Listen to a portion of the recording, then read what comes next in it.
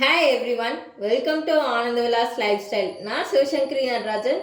இன்றைக்கி நான் potato cheese balls தாங்க செய்ய போகிறேன். வீட்டிலே செய்யும்போது ஹைஜீனிக்காகவும் இருக்கும், காஸ்ட் வைஸும் கம்மியாக இருக்கும். வாங்க எப்படி செய்யுதுன்னு பார்க்கலாம்.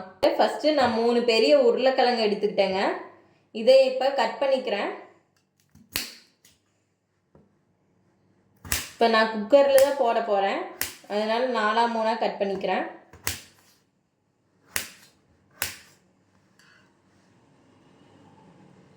உருளைக்கிழங்கையும் தண்ணியில் போட்டு இப்போ ஒரு 3 விசில் இல்லைனா 5 விசில் விட்டுக்கோங்க. நான் 5 விசில் விட்டுக்கிறேன்.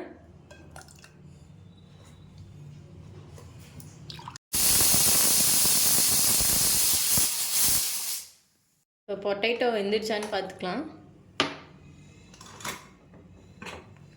வெந்துடுச்சுங்க. உருளைக்கிழங்கு தண்ணியிலேருந்து வடித்து எடுத்துக்கிட்டேன். இப்போ நம்ம மேஷ் பண்ணிக்கலாம். நல்லா நசுக்கிக்கோங்க.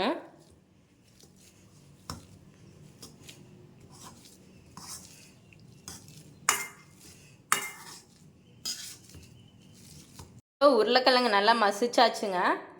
இப்போ வேணுங்கிற அளவுக்கு சால்ட் ஆட் பண்ணிக்கோங்க.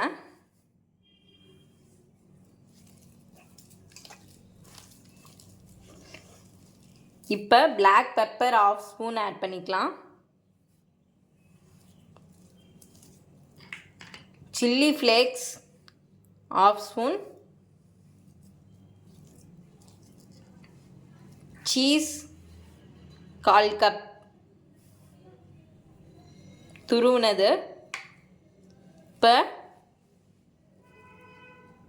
கொத்தமல்லி தழை கட் பண்ணது ஆட் பண்ணிக்கோங்க. இப்போ ஓரளவுக்கு நல்லா மிக்ஸ் பண்ணிக்கோங்க.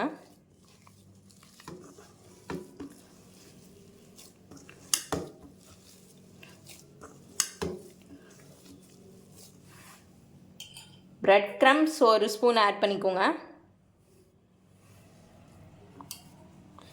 இப்போ நல்லா மிக்ஸ் பண்ணிக்கோங்க. அப்போ தான் உடையாத வரும் நம்மளுக்கு.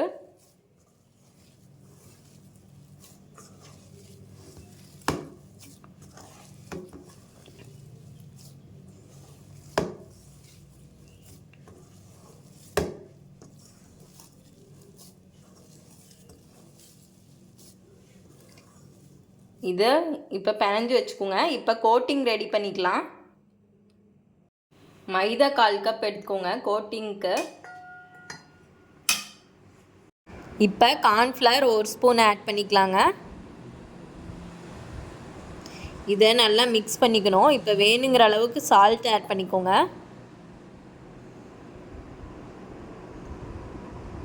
இப்போ நல்லா தண்ணி ஊற்றி மிக்ஸ் பண்ணிக்கோங்க.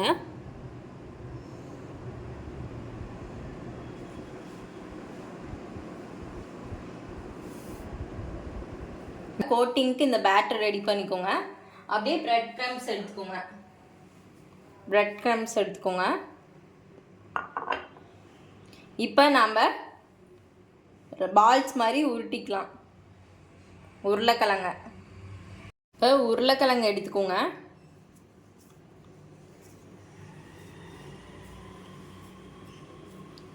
இப்போ தட்டிக்கோங்க. சீஸ் க்யூப்ஸாக கட் பண்ணி வச்சுருக்கேன், அதில் ஒரு சீஸ் வச்சுக்கிறேன். இப்போ அது பால் மாதிரி ஊட்டிக்கோங்க.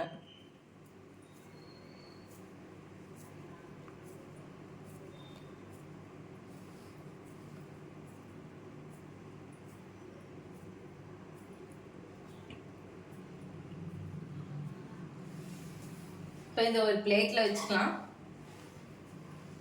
வச்சிடலாம். அதே மாதிரியே உருளைக்கிழங்கு எடுத்து உருட்டி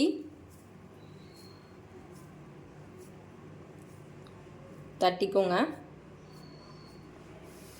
இப்போ ஒரு சீஸ் க்யூப் எடுத்து உள்ளார வச்சு அதை க்ளோஸ் பண்ணிக்கோங்க.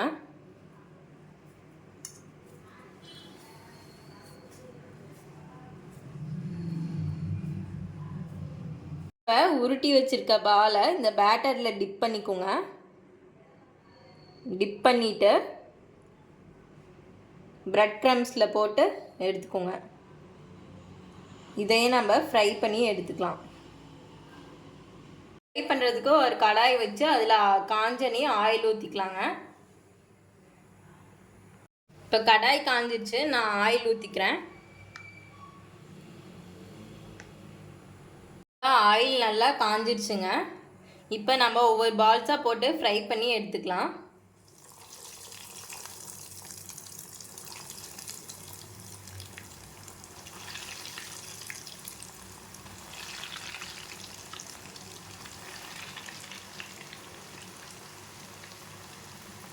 சிம்மில் வச்சுக்கோங்க போட்டனையும்.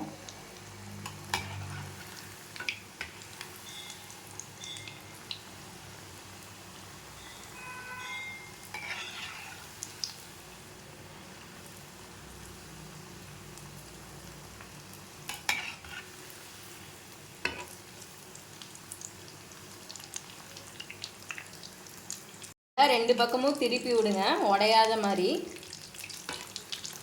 இப்போ கோல்டன் ப்ரௌன் வந்ததையும் நம்ம எடுத்துடலாம்.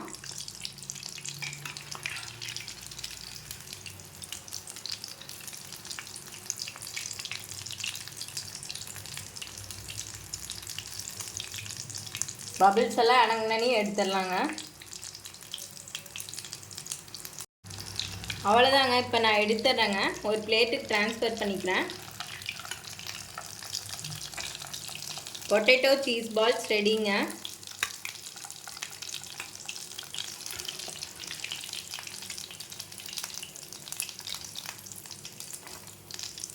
மொறு மொறுன்னு பொட்டேட்டோ சீஸ் பால்ஸ் ரெடிங்க.